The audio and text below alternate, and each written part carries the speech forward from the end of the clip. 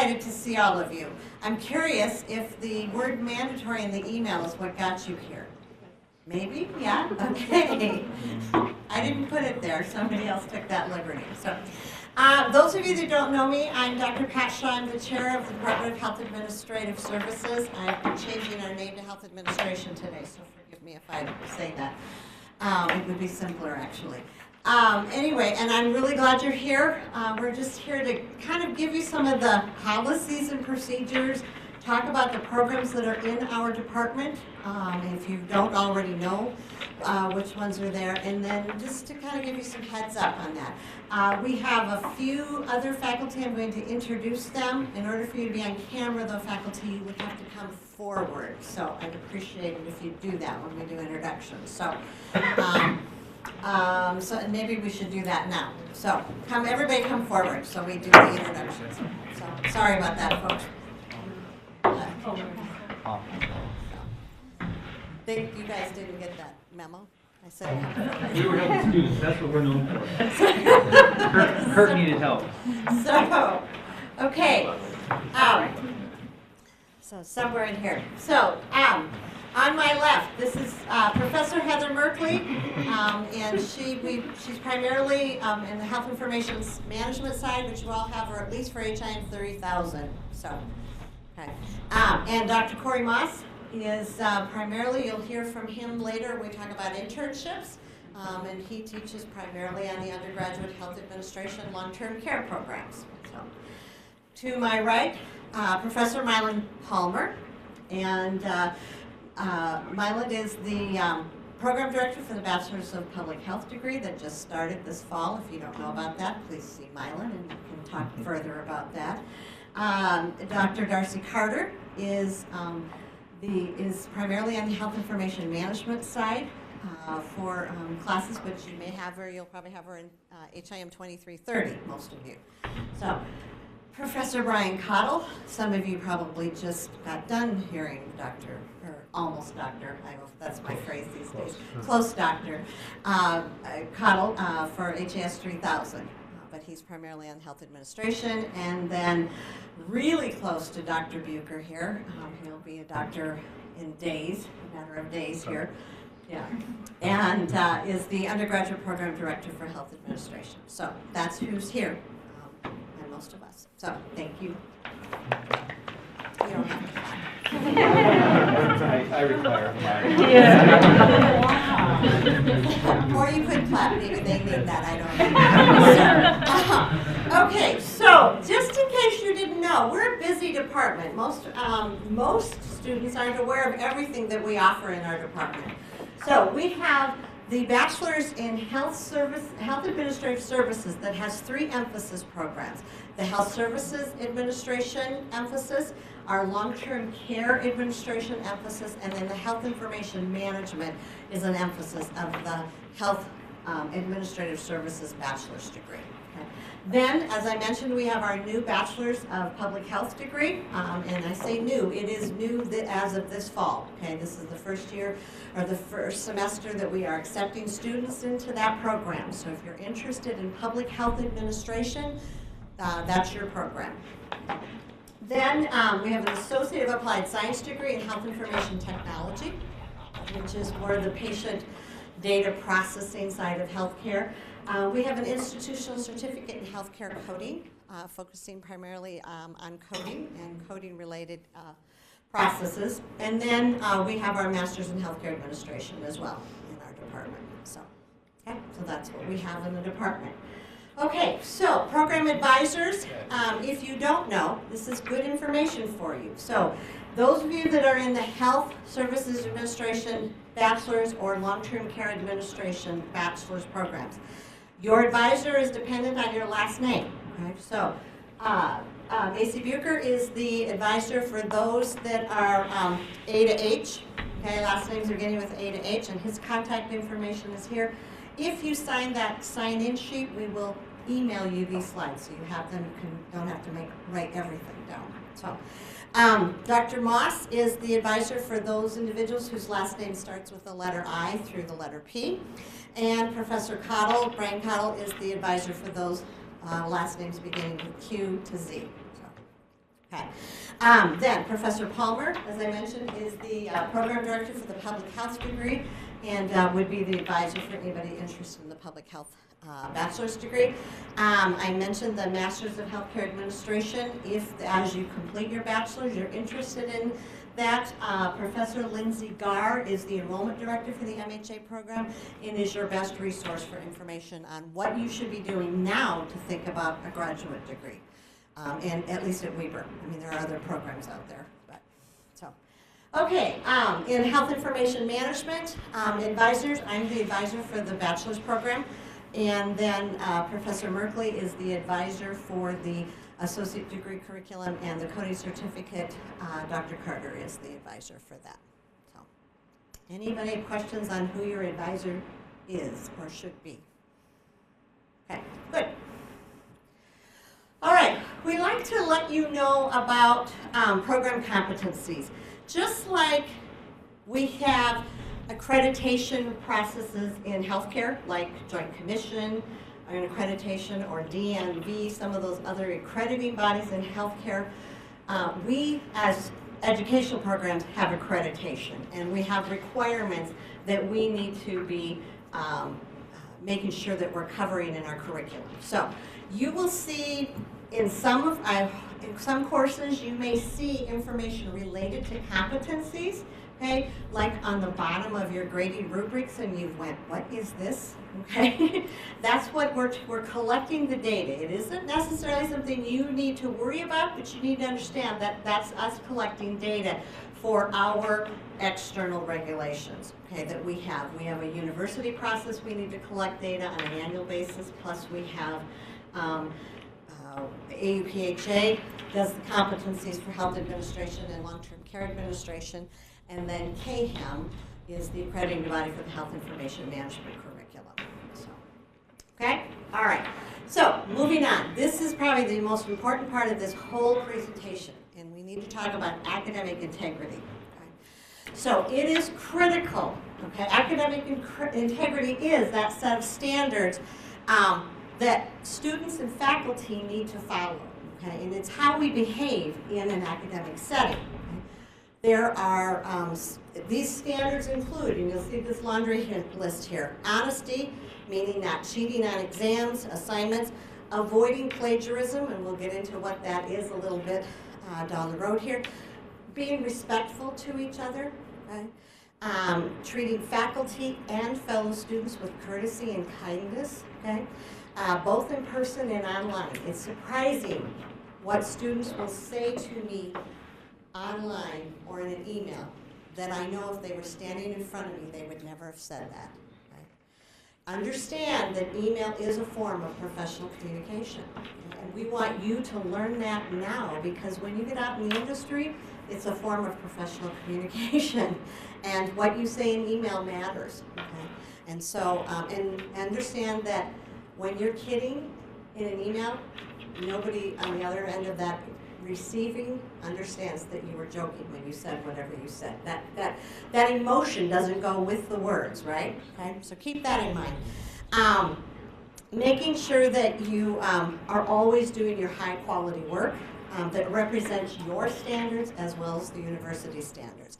If you're on site doing your internships, you are a representative of Weber State University and the Health Administrative Services Department. And so as such, we expect that you're going to act and behave in a professional manner as you do that. So, and that includes, is that last line there means having clean background checks and drug screens, which is part of our requirements before we can send you. And copyright, we'll talk about that in just a minute. So, honesty, we expect you to collaborate in our classes. You know, how many of you have a team project this semester? Right? Yeah, okay. We expect that of you, but there are places where we want collaboration, and then there are a lot of other places where we don't want that collaboration, right? So if you're supposed to be writing an individual paper, it needs to be an individual paper. Okay? And so do your own work is really what we're trying to send the message there with you. If it's a group project, we expect that collaboration. If it's a research paper that's to be done individually, you need to conform to those university policies. And failure to do that may result in disciplinary action according to the student code. Okay? And so here is the student code. I've put the PPM policy there for you, but it talks about maintaining academic ethics and honesty, and so it prohibits cheating. Rather than read everything here, I'm going to make sure you all get a copy of this so that you have revisited the policy procedure manual, because we don't all read it every day, kind of part of the student code. But most of us are aware of what cheating means, but it is copying, using somebody else's work as if it's your own, those kinds of things. So substituting another student's information, giving somebody else your paper and say, here, just submit this, they'll never know, okay?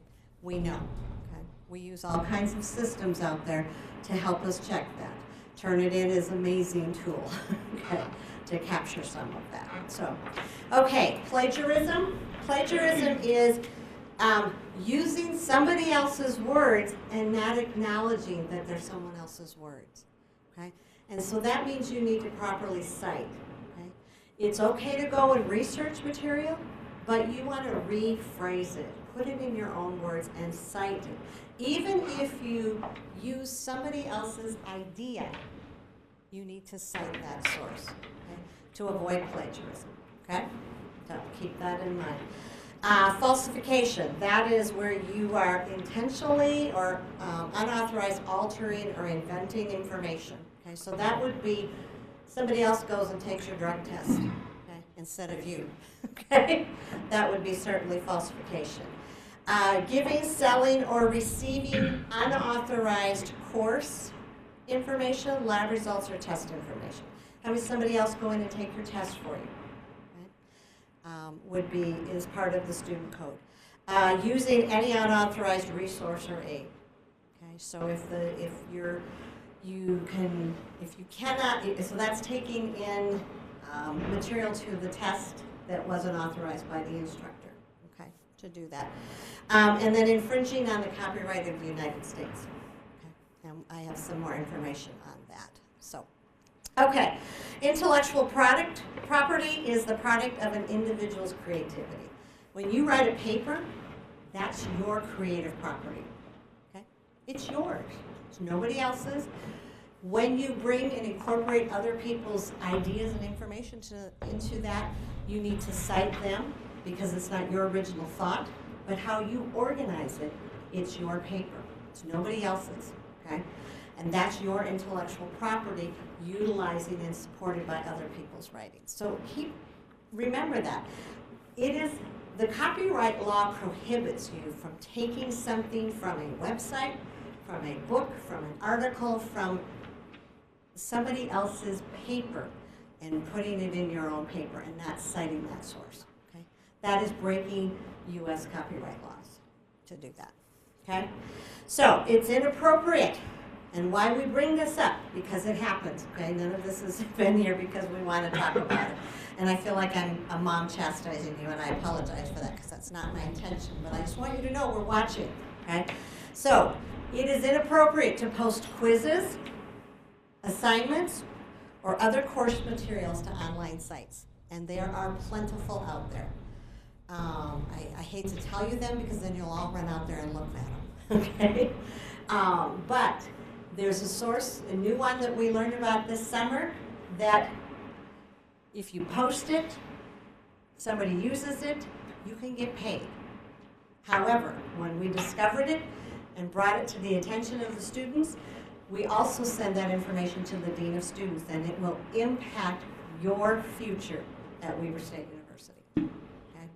So it's not appropriate behavior, so please don't do it.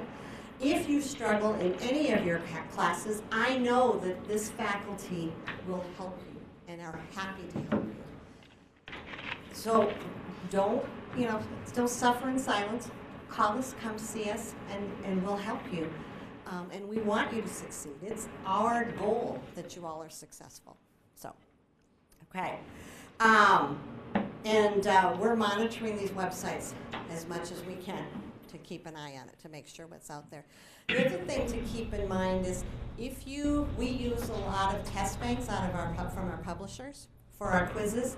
If you take those quizzes and then you go post them on another website, third-party website, you are not just cheating for us, but you're now breaking the copyright laws of that publisher. Okay? And they can come after you, not us, because you put it up there. So keep in mind. So. Okay, fair use allows the use of copyrighted works for the purposes, okay, of criticism, comment, news reporting, and teaching. Okay, and we can use multiple copies of something in a classroom for one-time use. That's fair use. We like to use current events, and we like to use journal articles because that helps you learn the material. Okay, so, but cite the source is the answer. So, okay. Anything about that? I know it was a lot, and I really did feel like I was chastising you, and that's not my intention, but we want to make sure you're aware of it. No? Okay. All right, student accommodations. If you should ever need accommodations for subtype of disability, and that's a very broad phrase, okay? Please see the Student Disability Office on campus here. You can call them, you can be in touch with them.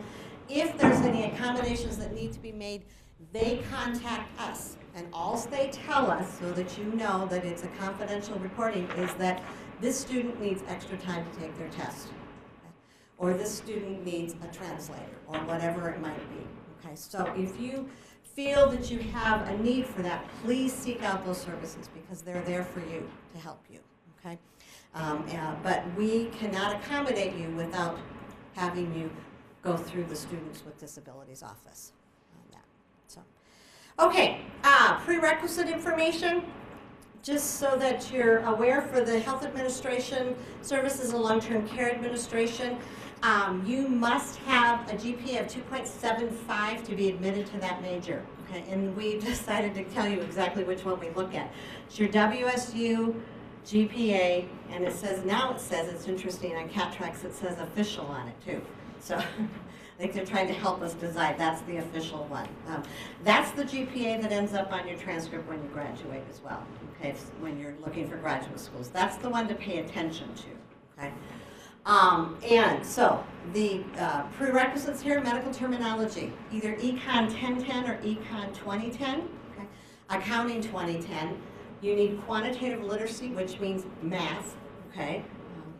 And I think they named it quantitative literacy to kind of hide that from us. I don't know for sure. It's less scary. Less scary phrase, I'm not sure. So anyway, and then either Integrated Human Anatomy and Physiology 1 and 2 from the Health Sciences Department, or ZOO 1020, okay, Human Biology, and then HAS 3000, Healthcare System course. So just so that you know, if you're planning to take microeconomics, which is Econ 2010, you must take college algebra for your QL class, okay, for your math.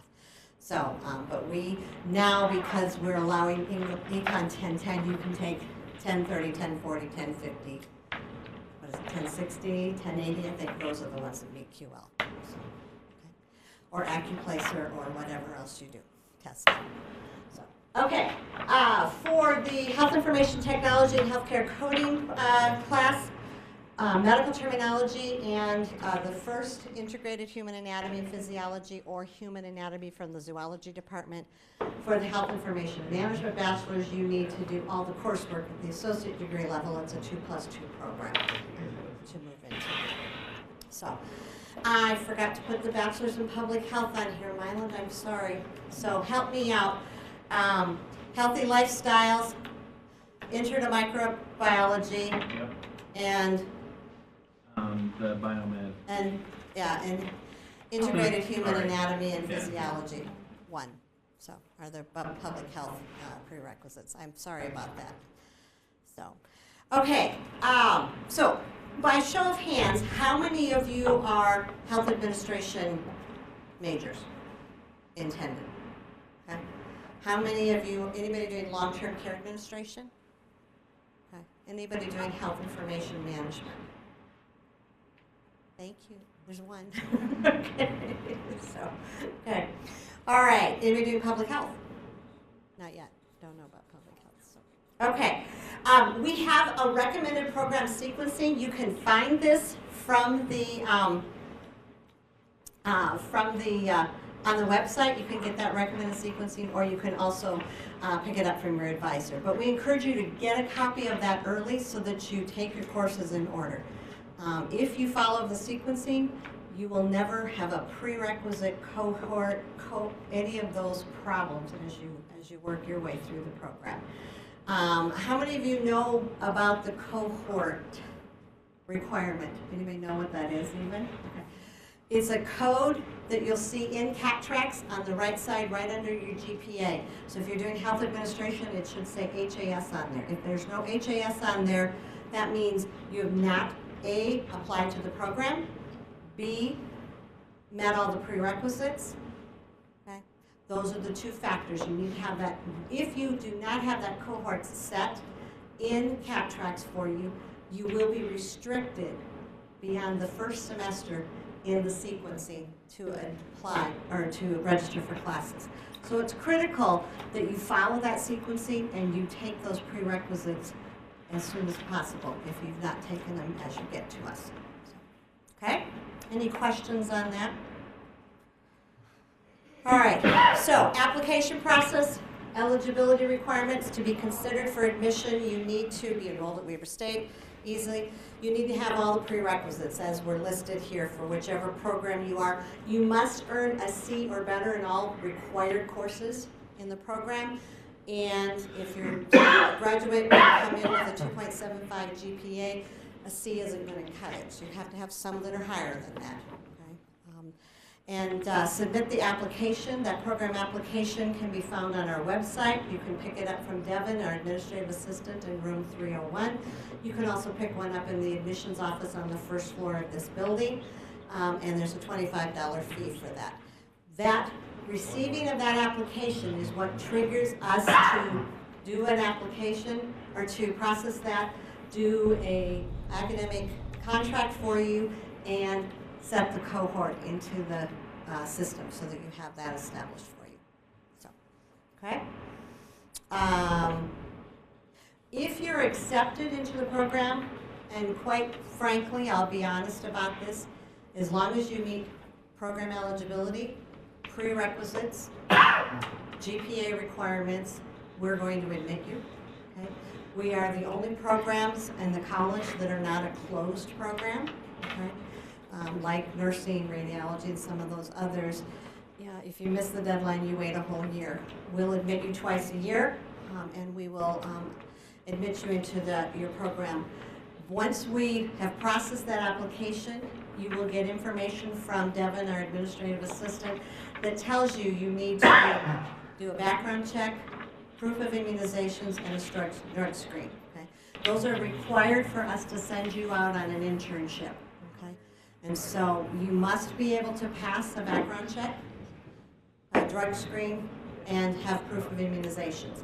Those of you that are in my age group, finding your immunizations is a lot harder, okay, than some of the younger generation. Okay? We have an immunization registry now in Utah that makes that much easier to get that documentation and put that in the system. We utilize Castle Branch, which is a third-party vendor that collects that information. And just so you know, we have one person, and it's none of us faculty, that monitors that site for us. Okay, so it's not like we all get that. And we just need to know if you've passed or not passed. We don't look at the details of a background check or anything. So, okay? All right. Cohort code, mentioned that already. In terms of after you've applied, met prerequisites, you've done your background check, drug screening, we'll set the cohort for you. Again, you're restricted from admission or registering beyond that first semester. Okay. Just as a reminder for you, as advisors and the department chair, I can do a lot of exceptions, okay, in CapTrax for you. We can say, you know, you took marketing down in this College of Business. or you took it at another school and you transfer here and you want us to look at that as a possible, I substitute this for our marketing class, we can do those kinds of exceptions. You just need to ask us. We don't just peruse your transcript and look for, oh, this fits this, okay? You have to come and ask your advisor for that kind of an exception. The one that I cannot do a thing about is you must have a minimum of 120 credits to earn a bachelor's degree at Weber State University. Actually, it's in a Utah system school. So be mindful. If you are a very focused, driven, I don't even driven is there, focused individual, and you've come in and you are math ready, English ready when you start at Weber State, it is entirely possible that you will take everything we've required and you still need 6, 9, what's the highest you've run into? 10, 12 credits at the end, okay? Don't let that be you, okay? There are minors that your advisor might direct you to if we can see that you're going to be short credits. Okay? If you come in with credit from high school, you know, you've come in with some of that, then that also can be a factor in that not enough credits at the end. You don't want to be in your internship and thinking you're done, and then, oh, by the way, you need 12 credits. Okay? It's not fun. It deflates you and it makes us you know, and we try to watch that, but you need to help us as well, okay? So we cannot waive that. I can do a lot of things, but that's one that the registrar just will not let me say, oh, they only need 118. Doesn't work. If there's not 120 there, they won't let you graduate. So, so please pay attention to that, okay? If you need 40 credits that are upper division, okay? That shouldn't be a problem for any of our majors. But that might be if you transfer something from another school that was a 2,000 level course, but we've taken it in as one of our major requirements, it's possible that you might be short upper division. You must have 40 credits that are upper division as well, okay? 30 credits must be taken at Weber State for a bachelor's degree. And those of you that are associate degree, you need to have 20 credits from Weber and 63, okay, is that total credits, so. Okay, then I'd like to let you know that we do have an elective course in our primarily health administration. We don't have electives in HIM, we're too heavy, credit heavy there. But health administration, where you can participate in the study abroad program. The one that I'm aware of today that's not clinical, I just heard of one, they're going to Vietnam and Thailand. Sounds great, but you have to have a nurse, you have to be a nurse. So if anybody's a nurse doing their bachelor's degree, talk to me if you're interested. So the healthcare study abroad trip is going to China. It will be the 12th year they're going, I think, to China. I had the opportunity to go this last May. It's a great trip. Okay, the 3 cities that they're visiting is Beijing, Shanghai, and Jiangsu.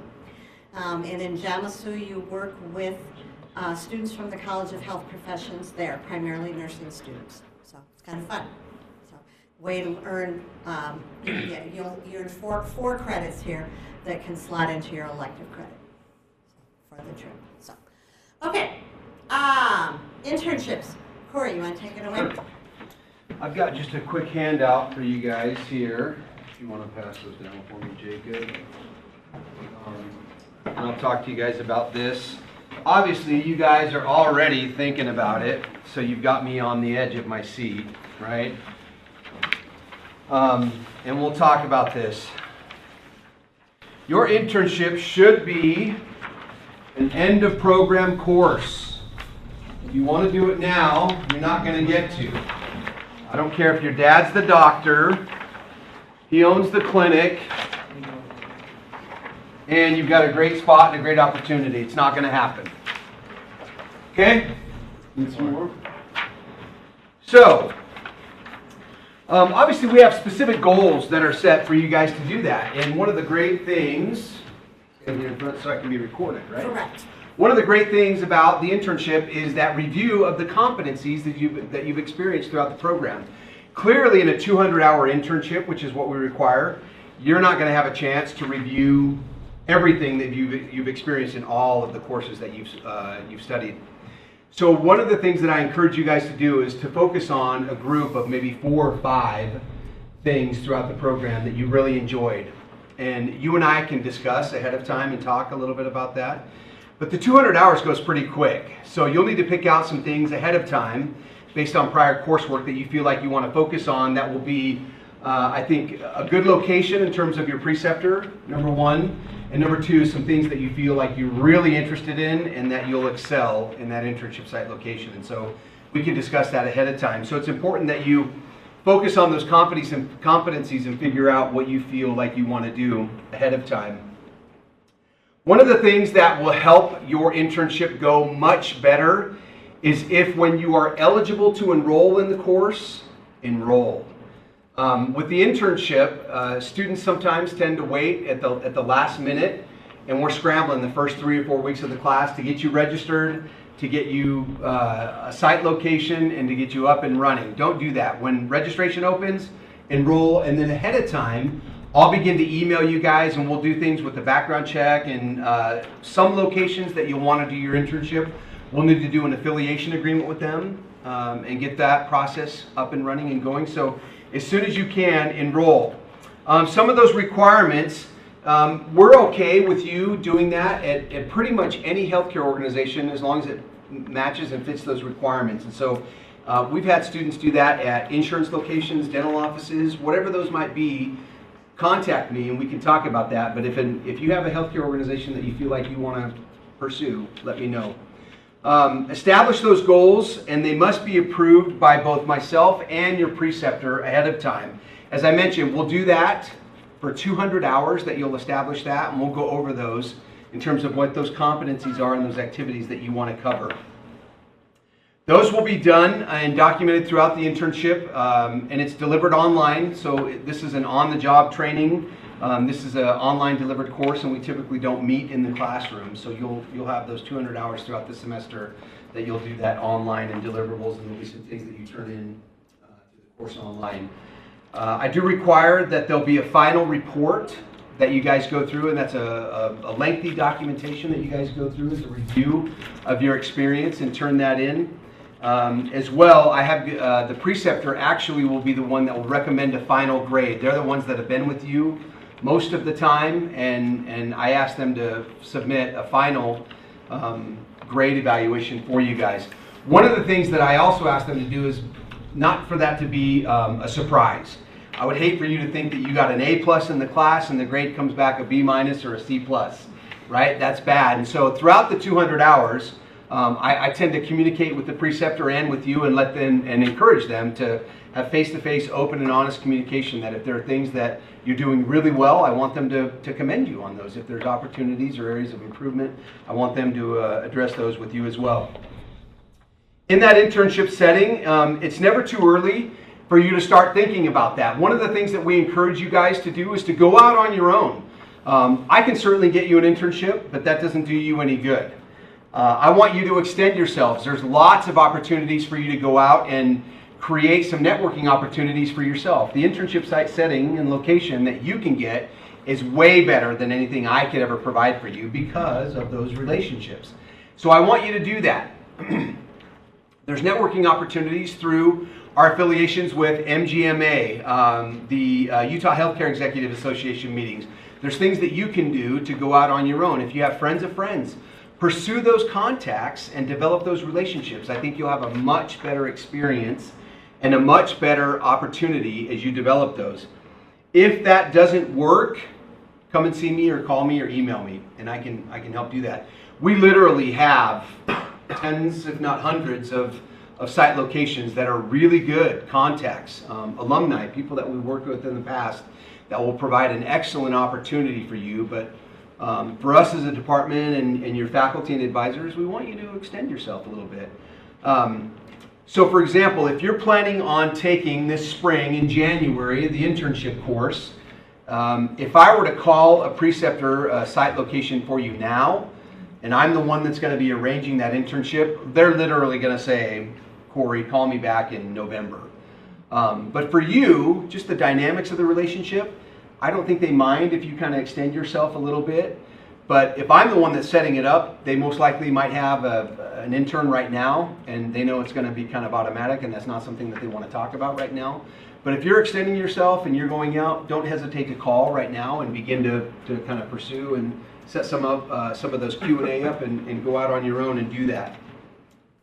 I'll provide guidance and assistance to you. I could even certainly recommend some people that you could call and go out and do some, questioning and, job shadowing and make some of those recommendations for you. Just for your information, we do typically have each semester 5 competitive open internship site locations at McKay-Dee Hospital over in their departments over there. I think they change and alternate the departments that they put them in. That's run through their HR department. Those will open up probably somewhere around the second week of November. They will conduct those interviews. Everyone is eligible to apply, and they will. I will notify you of those at that time. So if you're enrolled when you're supposed to be enrolled, right, the first week of November when registration opens up, you'll get that notification, and all of you can apply. And those are competitive interviews, and they'll conduct those. If you don't get a call, it's only based because they looked at your resume and looked at your application, and maybe they didn't select you as one of those candidates. We typically do competitive placements at Lakeview Hospital and Ogden Regional as well, for 1 each at those locations also. So there are some competitive local internship site locations as well. And I always get invitations and notifications, and I'll email and forward those out to you to the class in Canvas when that class is opened up. And so register and enroll in that class list, and you'll get those notifications when those come out. Okay? And lastly, regarding, and Pat's already mentioned a little bit, the drug screen and background check, I do want to let you know that you can do it at your place of employment if it is a healthcare organization. We do not recommend that your boss be your immediate preceptor. It doesn't go well sometimes. Obviously, to go to your job and to do your internship hours would not be appropriate, right? So if you do your internship hours at your job location, it needs to be outside your normal job duties and outside your normal job hours with a different preceptor, okay? And you can do that. They may also require you to do, because it's a different location, different department, they may require you to do a background screen and a drug check, drug test. That we've had that happen before as well. So just be aware, we can't always dictate what they want based on the affiliation agreement. Okay? Any questions? Anything I missed? Anybody want to add? Advisors, Brian and Macy, that you want to add? The one thing I would add is that you cannot register for HAS 4860 6-credit class without permission from Dr. Moss. So that really means you need to tell him you want to take that class before registration opens, so that he can go in and do a registration override. We have departmental approval on there so that we know who's registering for internships, okay? And even Macy and Brian can't clear you for that. No, so don't panic. When registration comes up, students always get worried that you're not going to get in. You'll get in. It's not a capitated course. So if registration opens up, the first week in November, and I don't, registration opens on Monday and I don't get back to you on Wednesday, not a big deal. But I'll open up that class for you and I'll clear you for that. I always do a review on your CAT tracks. And sometimes, again, you guys might be a little bit anxious. And if I have concerns about you not having taken Finance 3750, and Macy's your advisor, I'm going to call Macy and say, is he okay with you taking your internship and Finance 3750? Again, it's an issue that we... And I typically am not. I'll just tell you that. I mean, you've got to make sure you have the courses. The one thing I would like to mention is you really need to identify, before you do your internship, identify what area you want to work in. Is it clinics? Is it long-term care? Is it a hospital setting? That 200 hours is a 200-hour job interview. If you treat it like that, we have numerous students that come out of their internships with employment opportunities. And it makes all the difference in the world if you've done your homework and it's in the area you want to be in and with an employer you want to be with. So. And these are not small. We had a student within the last year and a half that was working under one of our alumnus who went through the undergrad and master's program, And this individual, the preceptor, is a high-level individual over at Intermountain Healthcare in their regional offices. They're working on a $6 million project alone as an intern. They had significant training and orientation the first week or two of their 200 hours, but boom, he cut them loose, and it was a huge project. And this intern had a really great experience. And so, if you're ready, as Macy mentioned, if you have the proper foundational courses, it's going to be a really great and fun experience for you. Any questions that are appropriate for the group? Okay, feel free to call me or email me. Okay, thanks. So, thanks, Corey. To just add that most of that conversation is really health administration and long-term care internships.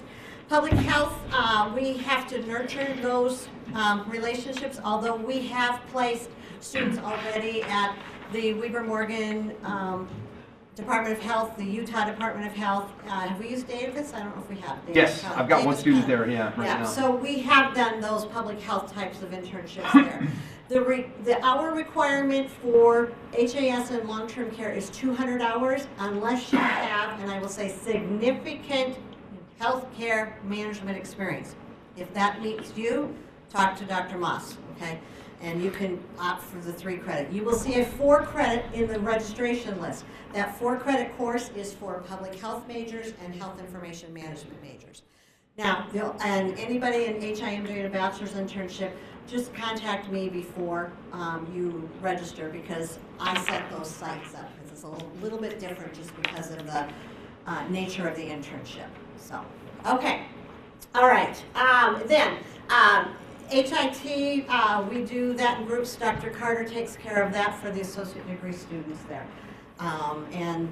Anybody not on, and I'm doing this for the recording, folks, sorry. For those not on the Wasatch Front, then we need to reach out to either Professor Merkley or Dr. Carter about where we're going to do that internship and set a site for those individuals. Okay. Graduation process. I know that's early for most of you because this is the beginning of the program, but it's never too late to talk about it so that you have this information. Use CAT-TRACS. It is there for you. It is the degree evaluation tool. If you have everything checked off, all those green arrows or green check marks, that means you're good to go. Okay? If you are graduating, so if you're graduating in December, you need to apply by the first week of October for that graduation. That is key. If you miss that deadline, it doesn't mean you cannot graduate, but it does mean your name will not be in the program. And that makes mom and dad not happy, okay? Or anybody else that's going to come to commencement for you, okay? That is really the cutoff. If you miss that deadline, you can still apply and graduate. Your just name isn't going to appear, and you can still walk through commencement. But if your name's not in the program, it's kind of like, why, right? Not to come. If you are graduating spring semester, that application deadline is usually the first week of February. Okay? And if you are completing summer but would like to walk spring at convocation, you can do that. You need to meet the spring semester deadline, okay, in order to participate in spring commencement. Okay? You'll just get a letter from graduation that says you're not going to finish, and you already know that because you're finishing summer. And those are all okay. If you apply for graduation and something comes up and you happen to not finish, or you're in one of those that is short 4 credits, okay, it's okay. We just need to get the credits or whatever the problem is resolved. Okay. So when you do that application, there is a notification that comes back to you. Okay. Talk to your advisor to figure out what's the problem that's preventing you to be ready to graduate. So, okay. All right. Case study competition. How many of you have heard about that? Good. That's good to hear.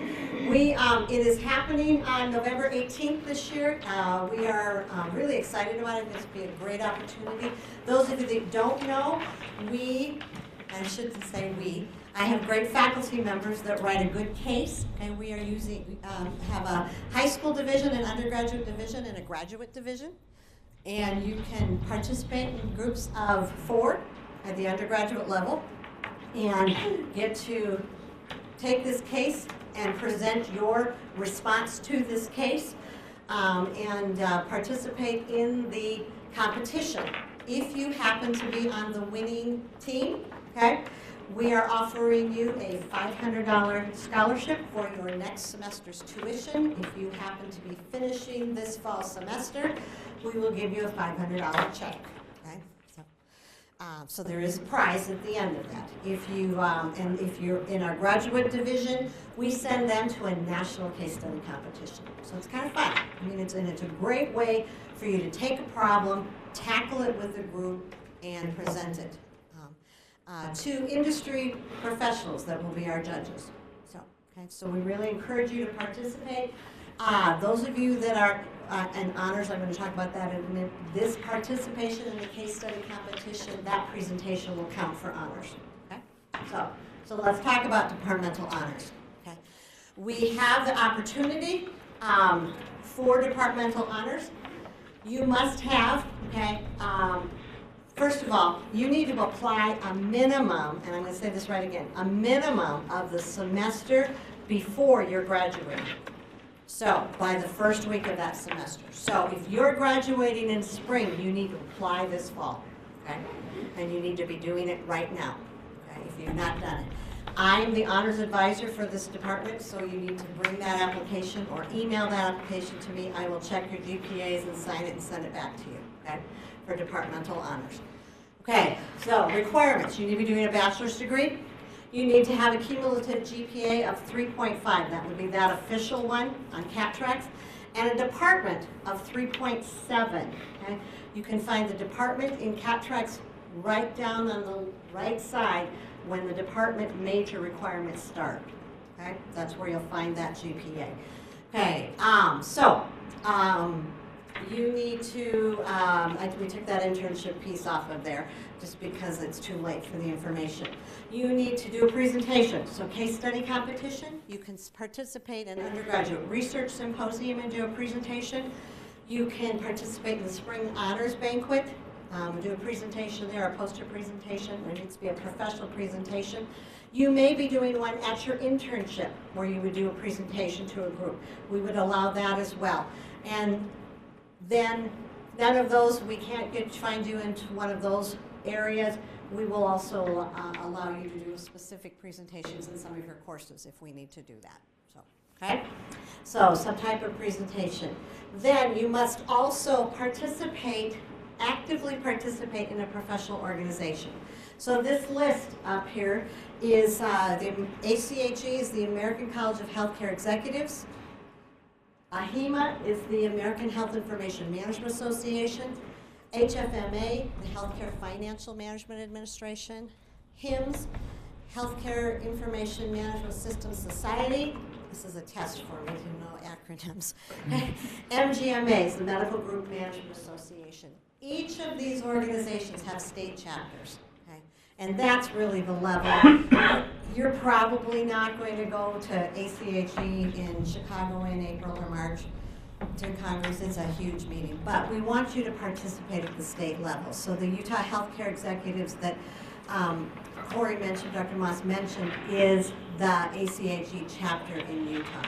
You join that organization as a student member. It's usually a very reduced rate, if any, charge, okay? And you need to attend at least 2 of their meetings, okay? Many of you went to the UHE student mentoring meeting last week, right? Well, Kurt, maybe only Kurt, sorry, a couple of you did. That can count, okay? That would be one of those meetings, okay?